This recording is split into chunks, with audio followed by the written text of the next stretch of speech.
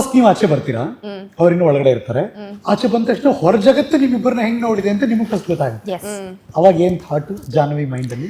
ನಂಗೆ ತುಂಬಾ ಸರ್ಪ್ರೈಸ್ ಏನೂ ಆಗ್ಲಿಲ್ಲ, ಯಾಕಂದ್ರೆ ಗೊತ್ತಿತ್ತು ನನಗೆ. ಅವ್ರಿಗೆ ಗೊತ್ತಿತ್ತು, ನಾನು ಹೇಳದ್ನಲ್ಲ. ಯಾಕಂದ್ರೆ ವೀಕೆಂಡ್ ಅಲ್ಲಿ ಚರ್ಚೆ ಆಗೋದ್ರಲ್ಲೇ ಗೊತ್ತಾಗ್ಬಿಡುತ್ತೆ ಆಚೆ ಏನು. ನಾನು ಇವ್ರಿಗೆ ಹೇಳ್ತಿದ್ದೆ ನೋಡಿ ಆಚೆ ಹಿಂಗೆ ಆಗಿರುತ್ತೆ ಅಂತ. ಸೊ ಹಂಗಾಗಿ ನಂಗೆ ಸರ್ಪ್ರೈಸ್ ಏನೂ ಆಗ್ಲಿಲ್ಲ. ವೀಕೆಂಡಲ್ಲಿ ಚರ್ಚೆ ಆಗೋದು ಅಥವಾ ಕೊಡೋ ಟಾಸ್ಕ್ಗಳಲ್ಲೇ ನನಗೆ ಅರ್ಥ ಆಗ್ತಿತ್ತು. ಎಲ್ಲೋ ಒಂದು ಸಣ್ಣ ಪುಟ್ಟದ್ದು ಮಾತ್ರ, ನಮ್ಮಿಬ್ರದ್ದಲ್ಲ ಬಿಡಿ, ಹೊರಗಡೆ ಬೇರೆ ಕಂಟೆಸ್ಟೆಂಟ್ಸ್ ಅಂತ ಬಂದಾಗ ಕೆಲವರೆಲ್ಲ ಕಾಣಿಸೇ ಇಲ್ಲ. ಅದು ನಾನು ಇವ್ರೊಂಚೂರು ಕಾಣಿಸಿರ್ಬೋದು ಅಂದರೆ ಅವ್ರು ಕಾಣಿಸೇ ಇರಲಿಲ್ಲ. ಅದೆಲ್ಲ ಸ್ವಲ್ಪ ಸರ್ಪ್ರೈಸ್ ಆಯಿತು ವಿನಃ. ಇನ್ನು ಉಳಿದಿದ್ದೆಲ್ಲ ನಮ್ಮಿಬ್ರ ಬಗ್ಗೆ ಆಚೆ ಕಡೆ ಹೀಗೆ ಆಗಿರುತ್ತೆ. ಯಾಕಂದರೆ ವೀಕೆಂಡಲ್ಲಿ ಕ್ಲಾಸ್ ತೊಗೊಳ್ಳೋದು, ಅದು ಏನೇನು ಟಾಪಿಕ್ ಹೋಗುತ್ತೆ ಅದ್ರ ಮೇಲೊಂದು ಜಡ್ಜ್ಮೆಂಟ್ ಇತ್ತು. ಹಾಗಾಗಿ ನನಗೇನೂ ಸರ್ಪ್ರೈಸ್ ಆಗಲಿಲ್ಲ.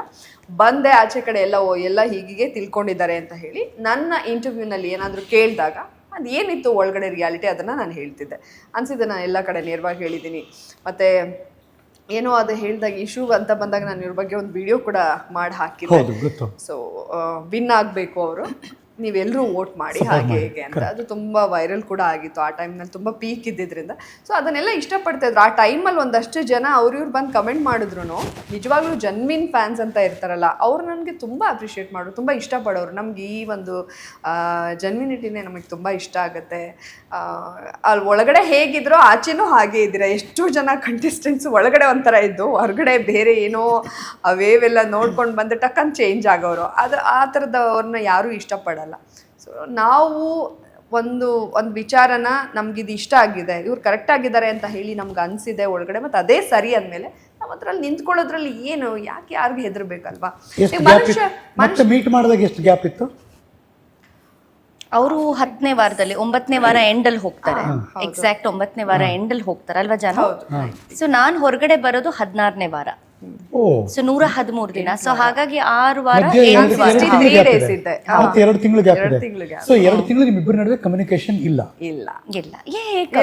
ಎಲ್ಲಿ ನಾನು ಒಳಗಡೆ ಇದ್ದ ಹೊರಗಡೆ. 2 ತಿಂಗಳಲ್ಲಿ ಇವ್ರು ಆಚೆ ಇದ್ದಾರೆ, ನೀವು ಒಳಗಡೆ ಇದ್ದೀರಾ. ನಿಮ್ಮನ್ಸಲಿ ನೋಡ್ತಾ ಇರತ್ತ ಅವಾಗ ಒಳಗಡೆ ಜಾನ್ವಿ ಹೊರಗಡೆ ಇದ್ದಾರೆ, ನನ್ನನ್ನು ಮಿಸ್ ಮಾಡ್ಕೋತಾ ಇರ್ತಾರೆ. ಈಗ ನನಗೇನು ಅನ್ನಿಸ್ತಿತ್ತು ಅಂದ್ರೆ ಜಾನ್ವಿ ಫುಲ್ ಬ್ಯುಸಿ ಆಗಿರ್ತಾರೆ. ಬಿಕಾಸ್ ಪ್ರತಿಯೊಬ್ರು ಅಪ್ರಿಷಿಯೇಟ್ ಮಾಡ್ತಾ ಇದ್ದಿದ್ದು ನಮ್ಮ ಜಾನ್ವಿ ಅವರ ಡ್ರೆಸ್ಸಿಂಗ್ ಸೆನ್ಸ್. ನೀವು ನೋಡಿರ್ತೀರಿ, ಬಿಕಾಸ್ ಪ್ರತಿ ಸಲನೂ ಕೂಡ very well dressed and well carried. Repeat ಮಾಡಲ್ಲ. ಹೌದು ತುಂಬಾ ಚೆನ್ನಾಗಿ ಅವ್ರಿಗೆ ತುಂಬಾ ಇಷ್ಟ. ರೆಡಿ ಆಗೋ ಪ್ರೆಸೆಂಟಬಲ್ ಆಗಿರ್ಬೇಕು, ಮತ್ತೆ ತುಂಬಾ ಖುಷಿ ಪಡ್ತಾರೆ ಅವರು. ಸೊ ನನಗೂ ಅಷ್ಟೇ, ಅವರ kind of she carries Har self, ತುಂಬಾ ಖುಷಿ ಆಗುತ್ತೆ. ಅದು ಎಲ್ರಿಗೂ ಬರಲ್ಲ ಹರಿ. ಸೊ ಹಾಗಾಗಿ ಹೊರಗಡೆ ಜಾನ್ವಿ ಕಂಪ್ಲೀಟ್ ಬ್ಯುಸಿ ಇವಾಗ. ಸೊ ಎಲ್ಲ ಕಡೆ ಎಲ್ಲ ಡಿಸೈನರ್ಸ್ದು ಬಟ್ಟೆಗಳು ಹಾಕೊಂಡು ಫೋಟೋ ಶೂಟ್ ಮಾಡಿ ಬ್ಯಾಕ್ ಟು ಬ್ಯಾಕ್ ಇಂಟರ್ವ್ಯೂಸ್ ಕೊಟ್ಟು ನನಗೆ ಖುಷಿ. I use to take it ಅಂದ್ರೆ ಒಂದು ಪಾಸಿಟಿವ್ ಆಗಿ, ಸಖತ್ತಾಗಿ ಮಿಂಚಿರ್ತಾರೆ ಹೊರಗಡೆ ಜಾನ್ವಿ ಅನ್ನೋದು ಒಂದು ಕಡೆ. But at the same time ಇರಬೇಕಿತ್ತು ಜಾನ್ವಿ. ಕೆಲವ್ರನ್ನ ಮನೇಲಿ ನೋಡಿದಾಗ ಇವರೆಲ್ರಿಗೂ ಕಂಪೇರ್ ಮಾಡಿದಾಗ ಜಾನ್ವಿ ಯಾವುದ್ರಲ್ಲಿ ಕಡಿಮೆ ಇದ್ರು, ಶಿ ವಾಸ್ ವೆರಿ ಸ್ಟ್ರಾಂಗ್. ಇರಬೇಕಿತ್ತು ಅನ್ನೋದು ಒಂದು ಕಡೆ. ಬಟ್ ಒಂದಂತೂ ಗೊತ್ತಿತ್ತು, ಹೊರಗಡೆ ಹೋಗಿ she will become very busy ಅಂತ. ಅದಂತೂ ನನಗೆ ಗೊತ್ತಿತ್ತು.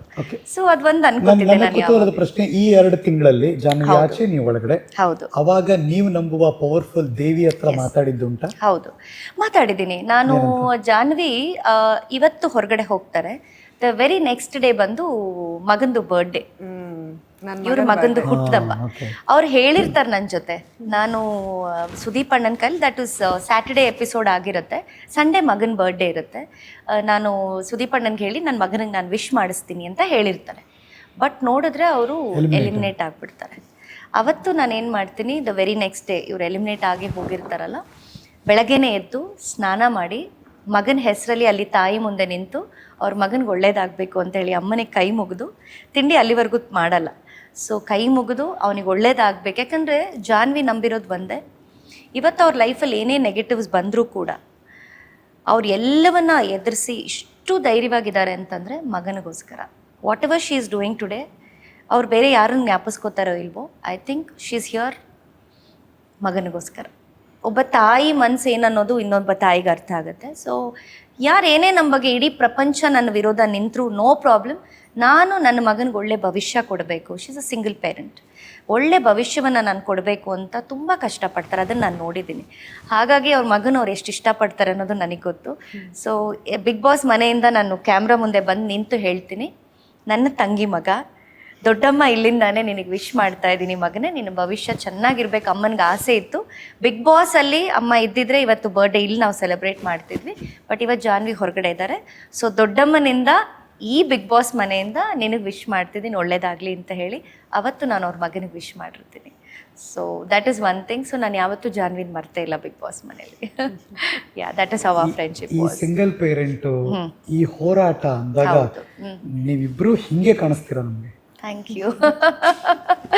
Thank you. ಅಂದ್ರೆ ನಿಮ್ಗೆ ಗೊತ್ತು ಈ ಬದುಕು ಹೆಂಗೆ ನಡೆಯುತ್ತೆ, ಜನ ನಮ್ಮನ್ನು ಹೆಂಗೆ ನೋಡ್ತಾರೆ, ಅಟ್ ದ ಸೇಮ್ ಟೈಮ್ ನಿಮಗೆ ಗೊತ್ತು ನಾವು ಹೆಂಗಿರಬೇಕು. ಕರೆಕ್ಟ್. ತುಂಬ ಕ್ರಿಸ್ಟಲ್ ಕ್ಲಿಯರ್ ಕ್ಲಾರಿಟಿ ನಿಮ್ಮಿಬ್ಬರಿಗೂ ಇದೆ ಅಂತ ಅನ್ಸುತ್ತೆ ನನಗೆ. ಹಾಗಾಗಿ ನೀವು ಇಷ್ಟು ಮೆಂಟಲಿ, ಫಿಸಿಕಲಿ, ಎಮೋಷ್ನಲಿ ಸ್ಟ್ರಾಂಗ್ ಇದ್ದೀರಿ ಇಬ್ರು ಕೂಡ.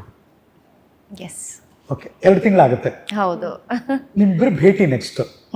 ಅವಾಗ ಏನಿಬ್ರು ಓ, ಮಿಲನ ಹೇಗೆ? ನಾನ್ ಬಿಗ್ ಬಾಸ್ ಇಂದ ಹೊರಗೆ ಬಂದ ತಕ್ಷಣ ಅಂದ್ರೆ ಫೋನ್ ಮಾತಾಡ್ತೀವಿ, ಫೋನ್ ಅಷ್ಟೇ ಸುದಿ ಅವ್ರ ಮಾಡಿಸ್ತಾರೆ ಫೋನ್. ನಾನು ಬಿಗ್ ಬಾಸ್ ಫಿನಾಲೆಗೆ ಹೋಗಿರಲ್ಲ, ಅವಾಗ ನಾನು ಇವ್ರ ಜೊತೆ ಮಾತಾಡ್ತಾರೆ. ನಾನು ಜಸ್ಟ್ ಸ್ಟೇಜ್ ಇಳಿತೀನಿ, ಇಳಿದು ಸುದೀಪಣ್ಣ ಎಲ್ರಿಗೂ ಒಂದು ಪಾರ್ಟಿ ಆರ್ಗನೈಸ್ ಮಾಡಿರ್ತಾರೆ. ಅವತ್ತಿನ ದಿನಾನೇ, ಫಿನಾಲೆ ದಿನಾನೇ ಫಸ್ಟ್ ನಾನು ಫೋನ್ ತಗೊಂಡು ನಮ್ಮ ಸುದಿ ಅಣ್ಣ, ಯಾಕಂದ್ರೆ ನನಗೆ 2 ದಿನ ಫೋನ್ ಕೊಡಲ್ಲ ನಮ್ಮ ಮನೇಲಿ. ಇಮಿಡಿಯೇಟ್ ನಾನು ಸುದಿ ಅಣ್ಣನ ಫೋನ್ ತಗೊಂಡು, ಸುದಿ ಅಣ್ಣನು ಫಿನಾಲೆಗೆ ಬಂದಿರ್ತಾನೆ. ನಾವು ಕಾಕ್ರೋಚ್ ಸುದಿ ಅವ್ರನ್ನ ಸುದಿ ಅಣ್ಣ ಅಂತಾನೆ ಕರೆಯೋದು ನಾವಿಬ್ರು ಕೂಡ. ಅವ್ರ ಫೋನಲ್ಲಿ ಇಮಿಡಿಯೇಟ್ ತಗೊಂಡು ನಾನು ಜಾನ್ವಿ ಅವ್ರಿಗೆ ಮಾಡಿದ್ದೆ ಫಸ್ಟ್. ಹೌದು, ಜಾನ್ವಿ ಅವ್ರಿಗೆ ನಾನು ಫೋನ್ ಮಾಡ್ತೀನಿ. ಮನೆಯವ್ರಿಗೆ ಯಾರಿಗೂ ಮಾಡಿದ್ದಲ್ಲ, ಮನೆಯವರೆಲ್ಲ ಅಲ್ಲೇ ಇದ್ರು, ನನ್ನ ಮನೆಯವರೆಲ್ಲರೂ ಅಲ್ಲೇ ಇದ್ರು. ಫಸ್ಟ್ ಜಾನ್ವಿಗೆ ನಾನು ಫೋನಲ್ಲಿ ಮಾತಾಡ್ತೀನಿ. ಫಸ್ಟ್ ಆಕ್ಚುಲಿ ನನಗೆ ನಮ್ಮ ಗುರುಗಳಾದ ನಾರಾಯಣ್ ಗೌಡ್ರಿಗೆ ನಾವು ಫಸ್ಟ್ ಫೋನ್ ಮಾಡ್ತೀವಿ, ಮನೆಯಿಂದ ಫಸ್ಟ್ ಫೋನ್ ಮಾಡಿಕೊಡ್ತಾರೆ. ಆಮೇಲೆ ಅಲ್ಲಿಂದ ನಾನು ಬಂದ ತಕ್ಷಣ ಏನಾಗುತ್ತೆ, ಪಾರ್ಟಿಗೆ ಹೋದಾಗ ಫಸ್ಟ್ ಸುದಿ ಅಣ್ಣ ಹತ್ರ ತಗೊಂಡು ನಾರಾಯಣ್ ಗೌಡ್ರ ಆದ್ಮೇಲೆ ನಾನು ಫಸ್ಟ್ ಫೋನ್ ಮಾಡೋದೇ ಜಾನ್ವಿ ಅವ್ರಿಗೆ. ಸೊ ಜಾನ್ವಿ ನನಗೆ ಧೈರ್ಯ ತುಂಬ್ತಾರೆ, ಬಟ್ ತುಂಬಾ ಒಳ್ಳೇದನ್ನ ನನಗೆ ಹೇಳ್ತಾರೆ. ಆಶುಮಾ, ನೀವು you very strong, you did the best ಅಂತ. ಎಲ್ಲೂ ನನಗೆ ಕುಗ್ಗೋದಕ್ಕೆ ಬಿಡಲ್ಲ. ಯು ಆರ್ ದಿ ಬೆಸ್ಟ್, ಇವತ್ತಿಗೂ ನೀವು ದಿ ಬೆಸ್ಟ್ ಅಂತಾನೆ ಅವತ್ತು ನನಗೆ ಹೇಳ್ತಾರೆ. ಸೊ ಹೇಳ್ಬಿಟ್ಟು ನನಗೆ ವಿಶ್ ಮಾಡ್ತಾರೆ. ಅದಾದ್ಮೇಲೆ ನಾವಿಬ್ರು ಮುಖಾಮುಖಿ ಭೇಟಿ ಆಗೋದು ನಮ್ಮ ಜಾನ್ವಿ ಅವರ ಸಿನಿಮಾದ ಟ್ರೇಲರ್ ಲಾಂಚಲ್ಲಿ. ಎಸ್, ಹೌದು ಹೌದು. ಟೆಲಿವಿಷನ್ ನ್ಯೂಸ್ ಆಂಕರ್ ಹೌದು, ಬಿಕಮ್ಸ್ ಒಂದು ಸಿನಿಮಾದ ನಾಯಕಿ. Correct correct. ಸೊ ಒಂದಷ್ಟು ವರ್ಷಗಳ ಹಿಂದೆ ಅಶ್ವಿನಿ ಅವರು ಏನ್ ಅನ್ಕೊಂಡಿದ್ರು ಮನಸ್ಸಲ್ಲಿ, ಅದನ್ನ ಅವರು ವಿಟ್ನೆಸ್ ಮಾಡಿದ್ರು. Exactly, go back. ಎಕ್ಸಾಕ್ಟ್ಲಿ. ನಾನು ಈಗ ಅದನ್ನೇ ಹೇಳಕ್ ಬಂದೆ. ಫಸ್ಟ್ ಮೀಟ್, ಹೌದು, ಇವ್ರು ಹೀರೋಯಿನ್ ತರ ಇದಾರಲ್ಲ. ಎಕ್ಸಾಕ್ಟ್ಲಿ, ಹೀರೋಯಿನ್ ಅಲ್ಲ. ಹೌದು. ಇಲ್ಲ, ನನಗೆ ಯಾಕೆ ತುಂಬಾ ಬೇಗ ನಾವು ಕನೆಕ್ಟ್ ಆಗ್ತೀವಿ ಅಂದ್ರೆ ಹರೀಶ್, ನಾನು ಸಿನಿಮಾ ಇಂಡಸ್ಟ್ರಿಗೆ ಹೀರೋಯಿನ್ ಆಗಿ ಬಂದಿದ್ದೇನೆ. ನಾನು ಪಾದಾರ್ಪಣೆ ಮಾಡಿದ್ದು ಒಬ್ಬ ತಾಯಿಯಾಗಿದೆ. ನಾನು ಹೀರೋಯಿನ್ ಆದಾಗ, ನನ್ನ ವಾರಸ್ತಾರ ಸಿನಿಮಾ ನಾನು ಮಾಡಿದಾಗ ನನ್ನ ಮಗ 1 ವರ್ಷ ಆವಾಗ. ಓಕೆ, ಯಾರು ಹೇಳಿದವರು ಮದುವೆ ಆಗಿ ಮಕ್ಕಳಾದ್ಮೇಲೆ ಹೀರೋಯಿನ್ ಆಗಬಾರ್ದು ಅಂತ ಹೇಳಿದವ್ರು ಯಾರು ಅಲ್ವಾ? ಬಟ್ ಮತ್ತೆ ನಾನು ಜಾನ್ವಿನ ನೋಡಿದಾಗ ಮತ್ತೆ ನನ್ನ ಆ ದಿನಗಳು ನನಗೆ ನೆನಪಾಯ್ತು. ಅದಕ್ಕೆ ಎಷ್ಟೋ ವಿಚಾರಗಳಲ್ಲಿ ನಾವಿಬ್ರು ತುಂಬಾ ಬೇಗ, ಎಷ್ಟೋ ವಿಚಾರ ಅಲ್ಲೂ ಅಷ್ಟೇ. ಅವ್ರು ಹೇಳುವಾಗ ನನ್ನ ಮಗನ್ ಬಿಟ್ಟು ಹೋಗ್ತಾ ಇದ್ದೆ, ಮತ್ತೆ ಸೈ ಅನ್ನೋ ಕಾರ್ಯಕ್ರಮ ಆಂಕರಿಂಗ್ ಮಾಡುವಾಗೆಲ್ಲ ಮಗ ಅಲ್ಲೇ ಮಲಗಿರ್ತಿದ್ದ, ಅದೆಲ್ಲ ಕನೆಕ್ಟ್ ಆಗುತ್ತೆ. ಇವನ್ ನಾನು ನ್ಯೂಸ್ ಚಾನಲ್ ಇರುವಾಗ ಮಗನ ಬಿಟ್ಟು ಹೋಗ್ತಾ ಇದ್ದಿದ್ದು, ಅಥವಾ ಮಗು ಆದ್ಮೇಲೆ ಹೀರೋಯಿನ್ ಆಗಿದ್ದು, ಇವರು ಮಗು ಆದ್ಮೇಲೆ ಹೀರೋಯಿನ್. ಸೊ ತುಂಬಾ ವಿಚಾರಗಳಲ್ಲಿ ಹೋಲಿಕೆ ಆಗಿನೇ ನಮ್ಮ ಬಾಂಡಿಂಗ್ ಕೂಡ ತುಂಬಾ ಜಾಸ್ತಿ. ಆಮೇಲೆ ನಮ್ಮಿಬ್ಬರಿಗೂ ಗೊತ್ತಿಲ್ಲದೆ ನಾವಿಬ್ರು ಟ್ವಿನ್ನಿಂಗ್ ಮಾಡ್ತಾ ಇದ್ವಿ ಬಟ್ಟೆಗಳು. ಹೌದು, ಗೊತ್ತಿಲ್ಲದೆ ಒಂದಷ್ಟು ಬಟ್ಟೆಗಳು ಒಂದೇ ತರ ತಗೊಂಡೋಗಿದೀವಿ. ನೈಟ್ ಡ್ರೆಸ್ ಎಲ್ಲ ಮಾತಾಡ್ಕೊಂಡೇನಿರ್ಲಿಲ್ಲ, ಇವತ್ತಿಲ್ಲ. ಒಂದೇ ಡಿಸೈನ್, ಒಂದೇ colour, same brand, same colour, same. ಅವ್ರದ್ದು ಸೈಜ್ ಮೀಡಿಯಂ ಇರ್ತಿತ್ತು, ನಂದು ಎಲ್ಲೋ ಎಕ್ಸೆಲ್ಲೋ ಇರ್ತಿತ್ತು. ಈಗ ಬಹುಶಃ ಸೇಮ್ ಇದೆಯಾ ಅಂತ.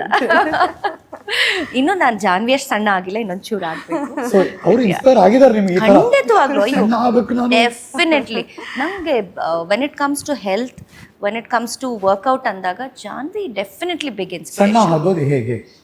ಸಣ್ಣ ಆಗೋದು ಹೇಗೆ ಅನ್ನೋಕ್ಕಿಂತ ಫಿಟ್ ಆಗಿರೋದು ಹೇಗೆ, ಹೌದು. ಮತ್ತೆ 24 ಗಂಟೆ 24/7 ಬಿಸಿ ಇರೋದು ಬೇರೆ, ನಮ್ಮನ್ನ ನಾವು ಬಿಸಿ ಮಾಡ್ಕೋಬೇಕು ಅಂತ ಬಿಸಿ ಮಾಡ್ಕೊಳ್ಳೋದು ಬೇರೆ. ಅದನ್ನ ಹೇಗೆ ಅಂತ ಜಾನ್ವಿಯಿಂದ ಕಲಿಬೇಕು. ಹೇಗೆ ನನ್ ನಿಜವಾಗ್ಲೂ ಗೊತ್ತಿಲ್ಲ ಹರೀಶ್, ಒಂದು ದಿನ ನಾವೆಲ್ಲಾದ್ರೂ ಹೋಗಿ ಬಂದ್ರೆ ಸಾಕಪ್ಪ ಅಂತ ಆಗತ್ತೆ. ಬಟ್ ಜಾನ್ವಿ ಸಾಕು ಅಂತ ಹೇಳಿದ್ ನಾನು ನೋಡೇ ಇಲ್ಲ. Very active. ಆಮೇಲೆ ಯಾರ ಮೇಲೂ ಅವ್ರ ಮಗನ್ನ ಇವತ್ತಿನವರೆಗೂ ಕೂಡ ಅಡುಗೆ ಅಂತ ಬಂದಾಗ ತಾನೇ ಅಡುಗೆ ಮಾಡಿ, ಇವಾಗೆಲ್ಲ ಫಾಸ್ಟ್ ಫುಡ್, ಲೇಟ್ ಆಯ್ತು ಅಂದ್ರೆ ಮಗನೇ ಆರ್ಡರ್ ಮಾಡ್ಕೊಂಡ್ಬಿಡು ಅಂತ ಹೇಳಿ, ಹಂಗಲ್ಲ. ಅವ್ರು ಅಡುಗೆ ಮಾಡಿಟ್ಟೇ ಬರೋದು, ಮತ್ತೆ ಇಲ್ಲಿಂದ ಎಷ್ಟೊತ್ತಾದ್ರೂ ಕೂಡ ಮತ್ತೆ ಮನೆಗೆ ಹೋಗಿ ಅಡಿಗೆ ಮಾಡೇ ಮಾಡ್ತಾರೆ. ಹೌದಾ ಜಾನ್ವಿ? ಹೌದು ಅದು ಮುಂಚೆಯಿಂದ ಹೌದು, ನಾನು ಹೇಳ್ತೀನಲ್ಲ ಹೊರಗಿಂದ ಜನ ನೋಡಿ ನಮ್ಮನ್ನ. ಹೌದು, ನಾನು 10 ಗಂಟೆಗೆ ಹೋಗ್ಲಿ 10:15 ಹೋಗ್ಲಿ ಅವನಿಗೆ ಮಾಡ್ಕೊಟ್ಟೇನೆ ಅವ್ನು ಕಾಯ್ತಿರ್ತಾನೆ ರಾತ್ರಿ. ಕಾಯ್ತಾನೆ ಅವನು. ಮತ್ತೆ ಮಾಡಿಟ್ಟು ಬಂದಿರ್ತಾರೆ. ಇಟ್ಸ್ ಹಾ, not okay, okay, okay. Sometimes ಈಗ ಅವನಿಗೆ ಅಂದ್ರೆ ಅವ್ನ್ ತುಂಬಾ ಚೂಸಿ, ಇದು ಚೆನ್ನಾಗಿಲ್ಲ ಅಂದ್ರೆ ಅವ್ನು ತಿನ್ನೋದೇ ಇಲ್ಲ. ಆಮೇಲೆ ಅವನೇನ್ ಕೇಳ್ತಾನೋ ಅದನ್ನೇ ಮಾಡ್ಕೊಡ್ತಾರೆ. ಅದೇನೋ ನಂಗೆ ಅದ್ರಲ್ಲೇ ಒಂದು ಖುಷಿ. ಯಾಕಂದ್ರೆ ನಾವು ಯಾವಾಗ್ಲೂ ಒಂಥರ ಕೆಲಸ ಇದು ಅಂತ ಬಂದಾಗ ನನಗೆ ಗಿಲ್ಟ್ ಆಗ್ಬಾರ್ದು ಲೈಫಲ್ಲಿ. ಎಲ್ಲ ಕರೆಕ್ಟ್ ಇದೆ ಅಂದಾಗ ನಾನು ಆರಾಮಾಗಿರ್ತೀನಿ. ಸೊ ಆ ಗಿಲ್ಟ್ ಆಗ್ಬಾರ್ದು ಅಂತ ಅಂದ್ರೆ ಸ್ವಲ್ಪ ಕಷ್ಟ ಆದ್ರೂ ಪರವಾಗಿಲ್ಲ, ನಾನು ಮಾಡ್ಕೊಡ್ಬೇಕು ಅಂತ. ಅದ್ರಲ್ಲಿ ನಾನು ಇದುವರೆಗೂ ಕಾಂಪ್ರೋ ಆಗಿಲ್ಲ. ಅಮ್ಮನ ಮಗನೇ ಹುಟ್ಟಾಗಿಂದ ಹೌದು, ಹುಟ್ಟಿದಾಗಿಂದ ನಾನು ಅದು ಕಾಂಪ್ರೋ ನಿಮ್ಮ ಅಕ್ಕನ ಮಗನ ಬಗ್ಗೆ ಹೇಳಿ. ಇಲ್ಲ. ಹೌದು, ಅವ್ರ ಬಗ್ಗೆ ಹೇಳ್ಬೇಕಂದ್ರೆ ಅವ್ರನ್ನ ಅವ್ರಿಬ್ರು ಅಮ್ಮ ಮಗ ಅಂತ ಅನ್ಸೋದೇ ಇಲ್ಲ ನಮಗೆ. ಈಗ ಸಣ್ಣ ಆದ್ಮೇಲೆ ಅಶ್ವಿನಿ ಅವರು ಅಮ್ಮ ಮಗ ಸೀನ್ ಹೋಯ್ತು. ಅಕ್ಕ ತಮ್ಮ ಹೌದಾ? ಕಾಂಪ್ಲಿಮೆಂಟ್ಸ್ ಕೊಟ್ಟಿರ್ಬೇಕು ನನ್ನ ಪ್ರಕಾರ. ಎಲ್ಲ ನಮ್ಮನೆ ಬೇರೆ ಸಂಭ್ರಮ ಅನ್ನೋದು. ಬರ್ತ್ಡೇ ಸಂಭ್ರಮದಲ್ಲಿ ಹಂಗೆ ಕಾಣಿಸ್ತಾ ಇದ್ರಿ ಇಬ್ರು. ಬ್ಲಾಕ್ ಅಂಡ್ ಬ್ಲಾಕ್ ಅಲ್ಲಿ ಇವ್ರೇನ್ ಅಕ್ಕ ತಮ್ಮನ ಅನ್ನೋ ರೀತಿ ಕಾಣಿಸ್ತಾ ಇದ್ರಿ. ಹಾ, ವಿಜುವಲ್ ನೋಡಿದ್ರೆ ಹಾಗೆ ಅನ್ಸುತ್ತಿದ್ರು. ನಿಜ. ಅವ್ರ ಬಗ್ಗೆ ಎಲ್ಲ ನಾವು ತುಂಬಾ ಮಾತಾಡಿದ್ವಿ. ಅದಾದ್ಮೇಲೆ ನೋಡಿದಾಗ ತುಂಬಾ ಸೈಲೆಂಟ್. ಇವ್ರಿಬ್ರದ್ದು ಹೆಂಗೆ ಅಂದ್ರೆ ಕಾಂಬಿನೇಷನ್ ತುಂಬಾ ಸೈಲೆಂಟು, ಎಷ್ಟು ಬೇಕೋ ಅಷ್ಟು ಮಾತಾಡೋದು ಅವರು. ಆ ಥರ ಅಂದರೆ ತುಂಬ ವೆರಿ ಡೌನ್ ಟು ಅರ್ತ್. ಮತ್ತು ಎಲ್ಲಿ ಹೇಗೆ ಬಿಹೇವ್ ಮಾಡಬೇಕು ಆ ಡಿಗ್ನಿಟಿ ಅಂತೂ ತುಂಬ ಚೆನ್ನಾಗಿ ಇವರು ಅದನ್ನು ಬೆಳೆಸಿದ್ದಾರೆ ಮಗನಲ್ಲಿ. ಅದನ್ನು ನೋಡಿ ಬಹಳ ಖುಷಿ ಆಗುತ್ತೆ. ಅಮ್ಮನ ಬುದ್ಧಿ ಮಗನ್ಗಿದೆ ಅನ್ನೋದಾದ್ರೆ ಯಾವ್ದು 3 ಕ್ವಾಲಿಟಿ ಹೇಳಿ. ಅವ್ರ ಮಗನ್ಗಿರೋ ಅಮ್ಮನ ಬುದ್ಧಿ. ಒಂದು ನಾಲೆಡ್ಜ್ ಇದೆ, ಎಲ್ಲಿ ಹೇಗೆ ಮಾತಾಡಬೇಕು ಏನು ಅನ್ನೋದಿದೆ. ಮತ್ತು ಹೇಗೆ ಬಿಹೇವ್ ಮಾಡೋದು ಕೂಡ ತುಂಬ ಇಂಪಾರ್ಟೆಂಟ್ ಆಗುತ್ತೆ. ಮಾತಿರ್ಬೋದು ಅಥವಾ ನಮ್ಮ ಒಂದು ಬಾಡಿ ಲ್ಯಾಂಗ್ವೇಜು ಪ್ರತಿಯೊಂದೂ ಅಷ್ಟೇ ಅದಿದೆ. ಮತ್ತೆ ಅವ್ರು ತುಂಬಾ ಸೈಲೆಂಟ್. ಮಾತ್ರ ಗಟ್ಟಿ, ಸೈಲೆಂಟ್ ಆಗಿ ಸಾಧ್ಯನೇ ಇಲ್ಲ. ದ ಮೊಮೆಂಟ್ ಜಗತ್ತಿಗೆ ಅಶ್ವಿನಿ ಗೌಡ ಅಂತ ಹೆಸರು ಬಂದ್ರೆ ಕಣ್ ಮುಚ್ಕೊಂಡು ಕೂತಿದ್ದೀನಿ ನಾನೀಗ. ಅಶ್ವಿನಿ ಗೌಡ ಅಂತ ಹೇಳ್ತಾ ಅಬ್ಬಾ ಗಟ್ಟಿಯಾಗಿ ಮಾತಾಡ್ತಾರೆ, ಅಬ್ಬಾ ಜೋರ್ ಜಗಳ ಆಡ್ತಾರೆ, ಇಷ್ಟೇ ತಲೆಯಲ್ಲಿರೋದು. ಅದೆಲ್ಲ ಅಂದ್ರೆ ಪೋಟ್ರೆ ಹಾಗೆ ಅಂದ್ರೆ ಆ ತರದ ಕ್ಯಾಲಿಬರ್ ಇರೋ ಹೆಣ್ಮಗಳು ಅಂತ. ಸೊ ಮಗನ್ಗೆ ಆ ತರದ್ದಿಲ್ಲ, ಸೈಲೆಂಟ್ ಕಂಪ್ಲೀಟ್ಲಿ ಎಷ್ಟು ಅರ್ಥಪೂರ್ಣವಾಗಿ ಬರ್ಡೇ ಆಚರಿಸಿದ್ದಾರೆ. ನನ್ಗೆ ಅದು ಬಹಳ ಖುಷಿ ಅದು ಆಯ್ತು. Important, correct. ತುಂಬಾ ಖುಷಿ ಆಯ್ತು. ಸರ್ಕಾರಿ ಶಾಲೆಗೆ ಹೋಗಿ ಮಕ್ಕಳಿಗೆಲ್ಲ ಒಳ್ಳೆ ಊಟ ಹಾಕ್ಸಿ ನೀಟಾಗಿ ಅವರೆಲ್ಲ. ಅದಲ್ವಾ, ಈಗ ಖರ್ಚು ಮಾಡ್ಬಿಡೋದು, ತುಂಬಾ ಅದ್ದೂರಿಯಾಗಿ ಬರ್ಡೇ ಮಾಡೋದು ಅದು ಒಂದು ದಿನ ಅಷ್ಟೇ ಅಲ್ಲ, ಅವ್ರಿಗದು ತೊಂದರೆನೇ ಇಲ್ಲ. ಹೌದು, ತೊಂದರೆನೇ ಇಲ್ಲ. ಬಟ್ ಅದನ್ನ ಮೀರಿ ಈ ತರದೊಂದು ಆಲೋಚನೆ ಬರುತ್ತಲ್ಲ, ಅವಾಗ ಮಗನ್ಗೂ ಆ ಬ್ಲೆಸ್ಸಿಂಗ್ ಸಿಗತ್ತೆ, ಇವ್ರಿಗೂ ಒಂದು ಖುಷಿ ಆಗುತ್ತೆ, ಒಂದು ಅರ್ಥಪೂರ್ಣವಾಗಿ. ಯಾವಾಗ್ಲೂ ಹೇಳ್ತೀವಲ್ಲ, ಹಸಿದವರಿಗೆ ಅನ್ನ ಹಾಕ್ಬೇಕು ಹೊರತು ಹೊಟ್ಟೆ ತುಂಬಿದವ್ರಿಗಲ್ಲ. ಒಂದು ಫಂಕ್ಷನ್ ಮಾಡಿದಾಗ ಎಲ್ಲ ಬಂದಿರ್ತಾರೆ, ನಾವೇ ಯಾವ್ದಾದ್ರು ಕಾರ್ಯಕ್ರಮಕ್ಕೆ ಹೋದಾಗ ಎಷ್ಟೊಂದಿರುತ್ತೆ ಬಫೆ ಅದು ಇದು, ಅದು ತಿನ್ನೋದ ಸ್ವಲ್ಪ ಹಾಕೋತೀವಿ ಮಾಡ್ತೀವಿ, ಇನ್ನ ಕೆಲವ್ರು ವೇಸ್ಟು ಮಾಡ್ತಾರೆ. ಅದ್ರ ಬದಲು ಹಸ್ತಿರೋರ್ಗೆ ಬಿಸಿ ಬಿಸಿ ಹಾಕಿರೋದು ನನಗೆ ಬಹಳ ಖುಷಿ ಆಯ್ತದೆ. ಯಾಕದು ಬಹಳ ಪ್ರಾಮುಖ್ಯತೆ ಪಡ್ಕೊಳುತ್ತೆ ಅಂದ್ರೆ, ಈಗ ನಾವು 3 ಜನ ಕೂತಿದ್ವಿ, ಹರೀಶ್ ನಾಗರಾಜು, ಜಾಹ್ನವಿ ಅಂಡ್ ಅಶ್ವಿನಿ ಗೌಡ. ನಾನಾಗ್ಲಿ ಜಾಹ್ನವಿ ಆಗ್ಲಿ ನನ್ಗೆ ಗೊತ್ತಿರೋಂಗೆ ನಾವಿಬ್ರು ಏನ್ ಸಿಲ್ವರ್ ಸ್ಪೂನ್ ಬಾರ್ನ್ ಅಲ್ಲ. ಆದ್ರೆ ಅಶ್ವಿನಿ ಅವ್ರು ಹಾಗಲ್ಲ, ಶಿ ಇಸ್ ಬಾರ್ನ್ ಹಾಗೇನೆ ಇದ್ದಾರೆ. ಬಟ್ ಆ ಸಿಲ್ವರು ಗೋಲ್ಡು ಅದು ನೆಕ್ಸ್ಟ್ ಬೆಳವಣಿಗೆ ಆದ್ಮೇಲೆ ಗುಣದಲ್ಲಿ ಬರೋದು, ಅದನ್ನ ಅಳವಡಿಸೋದಿದೆಯಲ್ಲ, ಅದ್ರಲ್ಲಿ ನಿಮಗೆ ಮೆಚ್ಚುಗೆ ಕೊಡ್ತೀವಿ. Thank you Harish, thank you. ಈಗ ತುಂಬಾ ಜನ ಬಂದ್ರೆ ಹೆಸರು ಬಂದ್ರೆ ತಲೆನಿಲ್ಲ ಅಂತ ನಮ್ಮ ಹಳ್ಳಿ ಕಡೆ ಮಾತಾಡ್ತಾರೆ ಯಾವಾಗ್ಲೂ ಕೂಡ. ಆ ಥರ ಇಲ್ವೇ ಇಲ್ಲ. ಯಾಕಂದ್ರೆ ಇವ್ರನ್ನ ನೋಡಿದಾಗ, ನನ್ನ ಟೀಸರ್ ಲಾಂಚಿಗೆ ಬಂದಾಗ ನನ್ನ ಜೊತೆ ಇರೋ ಫ್ರೆಂಡ್ಸು ಹೇಳ್ತಾ ಇದ್ರು, ಅವ್ರು ಬರೀ ಅವ್ರನ್ನ ಬಿಗ್ ಬಾಸ್ ಅಲ್ಲಿ ನೋಡಿರ್ತಾರೆ. ಅದೇ ಹೇಳ್ದಾಗೆ ಅಶ್ವಿನಿ ಅವ್ರಂದ್ರೆ ಒಂದು ಭಯ, ಅಯ್ಯಪ್ಪ ಭಯ, ಮಾತಾಡ್ಸ್ತಾರೋ ಇಲ್ವೋ ಆ ಥರದೊಂದು. ಅವ್ರ ಕೊನೆಯವರೆಗೂ ಮುಖದಲ್ಲಿ ಸ್ಮೈಲ್ ಹೋಗೇ ಇರ್ಲಿಲ್ಲ. ಟೀಸರ್ ಅಲ್ಲಿ ಎಷ್ಟು ಜನ ಬಂದು ಆಗ್ತಾನೆ ಬಂದಿದ್ರು. ಒಬ್ಬ ಇವ್ರನ್ನೆಲ್ಲ ಫುಲ್ಲು ಈ ಪಾಪ್ರಾಸಿಗಳೆಲ್ಲ ಬಂದು ಕೇಳೋದಕ್ಕೆ ಇವ್ರನ್ನ ಎಲ್ಲ ಫುಲ್ ಮುತ್ತ ಹಾಕೊಂಡ್ಬಿಟ್ಟಿದ್ರು. ಅದಾದ್ಮೇಲೂ ಅಷ್ಟೇ, ಎಷ್ಟೇ ಜನ ಫೋಟೋ ಕೇಳಿದ್ರು ಎಲ್ಲಾನು ಹಗ್ ಮಾಡ್ಕೊಂಡು ಸ್ಮೈಲ್ ಮಾಡ್ಕೊಂಡು ಕೊನೆ ತನಕ ಕೊಡ್ತಾ ಇದ್ರು. ಆದ್ರೆ ನನ್ನ ಜೊತೆ ಇರೋ ಫ್ರೆಂಡ್ಸೇ ಹೇಳ್ತಾ ಇದ್ರು, ಅವ್ರು ಸ್ಮೈಲ್ ಮಾಡ್ತಾನೆ ಇದ್ರಲ್ವಾ, ಎಲ್ಲೂ ಒಂಚೂರು ಇರಿಟೇಟ್. ಅದೇ ನೀವು ಬಿಗ್ ಬಾಸ್ ಅಲ್ಲಿ ನೋಡಿ ನೋಡಿ ನೋಡಿ ಅಶ್ವಿನಿ ಅಂದ್ರೆ ಟಾಪ್ 5 ಕ್ವಶನ್ಸ್ ಅಶ್ವಿನಿ ಅವ್ರ ಬಗ್ಗೆ ನಿಮಗೆ ಕೇಳಿರೋದು. ಅದೇ ಸಿಕ್ಕಾಪಟ್ಟೆ ಜೋರಲ್ವಾ ಅಂದ್ರೆ, ಅದೇ ಸ್ವಲ್ಪ ಗತ್ತೇನೋ ಅವರಿಗೆ ಜಾಸ್ತಿ ಅನ್ನೋ ತರ ಆ ತರ ಕೇಳ್ತಾರೆ. ಅದೇ ಮಾಮೂಲಿ ಬರೀ ಅವ್ರ ಕೋಪ ಮಾತು ವರ್ತನೆ ಅದ್ರ ಬಗ್ಗೆನೇನೆ ಮಾತಾಡ್ತಾರೆ ಹೊರತು ಅದ್ರ ಆಚೆಗೆ ಅವರಲ್ಲಿರೋ ಒಂದು ಮನಸ್ಸಾಗ್ಲಿ ಅಥವಾ ಅವರಲ್ಲಿರೋ ಒಂದು ಮಾನವೀಯತೆ ಗುಣಗಳಾಗ್ಲಿ ಅವ್ರು ತುಂಬಾ ಮರಗ್ತಾರೆ. ಯಾರಾದ್ರೂ ಊಟ ಮಾಡಿಲ್ಲ ಅಂತಂದ್ರೆ ಹೋಗಿ ಊಟ ಮಾಡೋದು ಕನ್ಸರ್ನ್ ಇದೆ. ಯಾರಾದ್ರೂ ಹೆಣ್ಮಗಳು ನೋಡಿ, ನಾವು ಔಟ್ ಆಫ್ ಸ್ಟೇಷನ್ ಎಲ್ಲ ಹೋದಾಗ ಅವ್ರಿಗೆ ಕೇರ್ ಮಾಡ್ತಾರೆ. ಅಂದ್ರೆ ಅದು ಯಾವುದು ಕೂಡ ಸುಮ್ಮನೆ ಅಲ್ಲ, ಅವ್ರು ನಮ್ಮ ಪರಿಚಯನೇ ಇರಲ್ಲ, ಪಾಪ ಅಲ್ಲಿಂದ ಬಂದಿದ್ದಾರೆ, ನಮ್ಮ ರೂಮಲ್ಲೇ ಇರಲಿ ಇವ್ರು.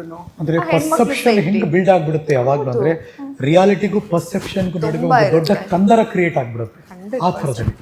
ಈಗ ನೀವು ಹೇಳಿ, ನಿಮಗೆ ಬಂದು ಕೇಳಿರೋದು ಜಾಹ್ನವಿ ಅವ್ರ ಬಗ್ಗೆ. ಜಾಹ್ನವಿ ಬಗ್ಗೆನಾ? ಜಾಹ್ನವಿ ಬಗ್ಗೆ ಒಂದು ಕೇಳೋದು ನನಗೆ, ಜಾಹ್ನವಿ ತುಂಬಾ ಚೆನ್ನಾಗಿ ರೆಡಿ ಆಗ್ತಾರಲ್ಲ, ಎಲ್ಲ ಕಾಸ್ಟ್ಯೂಮ್ಸ್ ಅವ್ರದ್ದೇನಾ? ಎಲ್ಲ ಕಾಸ್ಟ್ಯೂಮ್ಸ್ ಅವ್ರದ್ದೇನಾ? Correct point. ಎಲ್ಲ ಕಾಸ್ಟ್ಯೂಮ್ಸ್ ಅವ್ರದ್ದೇನಾ ಅಂತ ಫಸ್ಟ್. ಆಮೇಲೆ ಜಾಹ್ನವಿಗೆ ಮಗ ಇದ್ದಾನ, ಅಷ್ಟು ದೊಡ್ಡ ಮಗ ಇದ್ದಾನ ಅಂತ ಕೇಳೋದು ಎರಡನೇ ಪ್ರಶ್ನೆ. ಕರೆಕ್ಟ್ ಅನ್ಸಲ್ಲ. And, ಹೌದು. ಆ್ಯಂಡ್ ನಮ್ಮ ಫ್ರೆಂಡ್ಶಿಪ್ ಬಗ್ಗೆ ಕೇಳ್ತಾರೆ. ಜಾಹ್ನವಿ ಅವ್ರನ್ನ ಭೇಟಿ ಮಾಡಿದ್ರಾ, ದಿನ ಮಾತಾಡ್ತಿರ್ತೀರಾ ಅಂತ ಕೇಳ್ತಾರೆ. ಆ್ಯಂಡ್ ನೆಕ್ಸ್ಟ್ ಇನ್ನೊಂದು ಕೇಳೋದು ಅಂತಂದರೆ ನಮ್ಮ ಕಾಂಟ್ರವರ್ಸಿಗಳ ಬಗ್ಗೆ ಮಾತಾಡ್ತಾರೆ. ಹೇಗೆ ಇಬ್ರು ಅದನ್ನು, ಅಯ್ಯೋ ಎಷ್ಟು ಪಾಪ ನಿಮ್ಮಿಬ್ಬರನ್ನು ಇದು ಮಾಡಿಬಿಟ್ಟಿದ್ರು ಅಲ್ವಾ, ಹೇಗೆ ಜಾಹ್ನವಿ ಅವ್ರು ಅದನ್ನು ಹೇಗೆ ಬ್ಯಾಲೆನ್ಸ್ ಮಾಡಿದ್ರು, ನೀವು ಹೇಗೆ ಬ್ಯಾಲೆನ್ಸ್ ಮಾಡಿದ್ರಿ ಅಂತ ಕೇಳ್ತಾರೆ. ಆ್ಯಂಡ್ ಇನ್ನೊಂದು ಜಾಹ್ನವಿ ಅವರ ಅಡುಗೆ ಬಗ್ಗೆ. ಬಿಗ್ ಬಾಸ್ ಮನೆ ಒಳಗಡೆ ಜಾಹ್ನವಿ ಎಲ್ರಿಗೂ ಅಡುಗೆ ಮಾಡಿಕೊಡ್ತಾ ಇದ್ದಿದ್ದು. ಒಂದು ಜಾಹ್ನವಿ ಬಗ್ಗೆ ಹೇಳಬೇಕು ಅಂತಂದರೆ, ಎಲ್ರಿಗೂ ಊಟ ಮಾಡಿ ಅಡುಗೆ ಮಾಡಿಕೊಟ್ಟು ಆಮೇಲೆ ತಟ್ಟೆಗೆ ಹಾಕೊಂಡು ತಿಂತಾ ಇದ್ದಿದ್ದು. 100-150 ಚಪಾತಿಗಳನ್ನ ಇಬ್ರು ನಿಂತ್ಕೊಂಡು ಮಿಕ್ಸ್ ಮಾಡಿ, ಇಬ್ರು ಲಟ್ಸಿ ಏನೋ ಮಾಡಿ, ಬಲೆ ನಾವಿಬ್ರು ನಮ್ಗೆ ನಾವು ಬೇಷ್ ಅನ್ಕೋಬೇಕು ಆ ವಿಷಯದಲ್ಲಿ. ಸೊ ನಮಗೂ ಅದೊಂಥರ ಚಾಲೆಂಜ್ ಹರೀಶ್. ಸೊ ಕೊನೆಗೆ ತಿನ್ನೋರು. ಸೊ ಅದನ್ನು ಜನ ನೋಡಿದ್ದಾರೆ. ಸೊ ತುಂಬಾ ಚೆನ್ನಾಗಿ ಅಡುಗೆ ಮಾಡ್ತಾರಲ್ವಾ ಅಂತನೂ ಕೇಳಿದ್ದಾರೆ. ಸಜೆಷನ್ ಇದೆ, ಇಬ್ರು ಸೇರಿ ಮುಂದೆ ಒಂದು ಬಿಸ್ನೆಸ್ ಮಾಡ್ತೀವಿ. ನಿಮ್ಮ ಬಾಯಿಯಿಂದ ನಿಮ್ ಏನ್ ಹೇಳ್ತಿದ್ರೆ ಹಾಗೆ ಆಗ್ಲಿ. ಸೊ ನನಗೆ ಅಡುಗೆ ಅಂತ ಬಂದಾಗ ಇನ್ನೊಂದು ನೆನಪಾಯ್ತು. ಒಂದಿನ ಎಲ್ಲಾರ್ಗು ನಾನು ಮೋಸ್ಟ್ಲಿ ಎಗ್ ಪಲಾವ್ ಏನೋ ಮಾಡಿದ್ದೆ, ಎಗ್ ಬಿರಿಯಾನಿ. ಸೊ ಎಲ್ಲಾರ್ಗೂ ಅದು ಗೊತ್ತಲ್ಲ, ಅಲ್ಲಿ ಒಳಗಡೆ ಇದ್ದಾಗ ನಮ್ಮ ಹಸಿವು ಅದು ನೆಕ್ಸ್ಟ್ ಲೆವೆಲ್. ಸೊ ಕೆಲವರು ನನಗೆ ಮೊಟ್ಟೆ ಬಂದಿಲ್ಲ ಅಂತ ಹಾಕೋತಾ ಇದ್ರು. ಸೊ ಎಲ್ಲಾರ್ಗೂ ಬಡ್ಸಾಯ್ತು, ಅದು ಖಾಲಿ ಆಗೋಯ್ತು, ಎಗ್ಗೆಲ್ಲ ಖಾಲಿಯಾಗಿ ಬರೀ ರೈಸ್ ಮಾತ್ರ ಉಳಿದಿತ್ತು. ನಾನು ಡೈನಿಂಗ್ ಟೇಬಲ್ ಮೇಲೆ ಇವರು ಅವಾಗ ಮಾತಾಡ್ತಾ ಇರಲ್ಲ, ಆಯ್ತಾ, ಮಾತಾಡ್ತಿರಲ್ಲ. ನಿಮಗೆ ಮೊಟ್ಟೆ ಇಲ್ವಾ ಜಾನು, ನಿಮಗೆ ಮೊಟ್ಟೆ ಇಲ್ವಾ ಅಂತ ಎಲ್ಲರೂ ಹೇಳ್ತಾ ಇದ್ರು. ಇವರು ತಿಂತಾ ಇದ್ರು, ಮೊಟ್ಟೆ ತೆಗ್ದ್ಬಿಟ್ಟು ನನ್ನ ಪ್ಲೇಟಿಗೆ ಹಾಕಿದ್ರು. ಅಂದ್ರೆ ನಮ್ಮಿಬ್ರಲ್ಲಿ ಏನೇ ನಾವು ಜಗಳ ಆಡಿದ್ವಿ. ಅಂದ್ರೆ ಜಗಳ ಅಂತಂದ್ರೆ ಏನ್ ಆ ರೀತಿ ಡಿಶಮ್ ಜಗಳ ಎಲ್ಲ ಏನಿಲ್ಲ. ಹಾಗಾಗಿ ಮನಸ್ತಾಪ ಮಾಡ್ಕೊಳ್ಳೋದು ಏನೂ ಇಲ್ಲ, ಏನೋ ಬಟ್ ಮನ್ಸಲ್ಲಂತೂ ಇಬ್ಬರಿಗೂ ಆ ಪ್ರೀತಿ ಅಂತೂ ಮನೇಲಿ ಇರೋ ತನಕ ತುಂಬಾನೇ ಇತ್ತು. ಅವರು ನನ್ನ ಬಗ್ಗೆ ಕನ್ಸನ್ ತೋರ್ಸೋರು, ನಾನು ಕನ್ಸನ್ ತೋರಿಸ್ತವೆಲ್ಲವೂ ಇತ್ತು.